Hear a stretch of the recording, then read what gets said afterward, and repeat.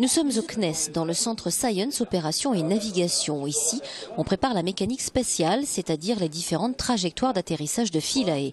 Le robot est resté endormi pendant 40 mois à bord de la sonde Rosetta. Il s'est réveillé le 28 mars dernier et il va bien. Entendez, il est toujours opérationnel et devrait donc pouvoir atterrir sur la comète Churyumov-Gerasimenko pour y effectuer, à l'instar de son grand frère Curiosity sur Mars, des mesures scientifiques comme par exemple l'analyse du sol de la comète, sa dureté ou encore sa température. On a une foreuse à bord de Philae qui s'appelle SD2 et qui va aller prendre des échantillons du sol à différentes profondeurs, à différents endroits, sous l'atterrisseur qui lui ne bouge pas. Et ces échantillons sont remontés à bord du lander, mis dans des fours. Avant qu'il y ait chauffage dans ces fours, on utilise des microscopes pour voir à l'échelle du micron quel est le contenu des échantillons.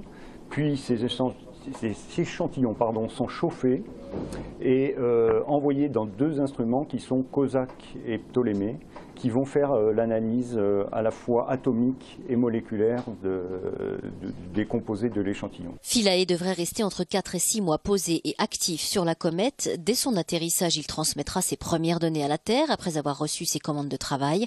À l'inverse de Curiosity qui se déplace sur Mars, Philae, lui, n'est pas un robot mais un ordinateur de travail.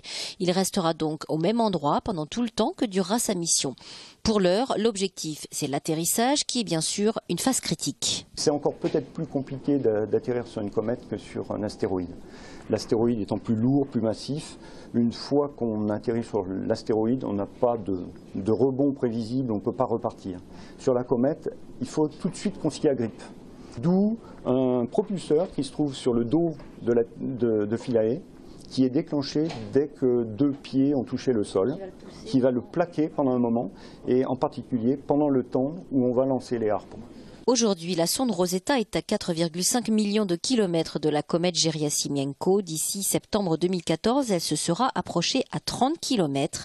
Date prévue d'atterrissage de Philae sur la comète le 10 novembre prochain.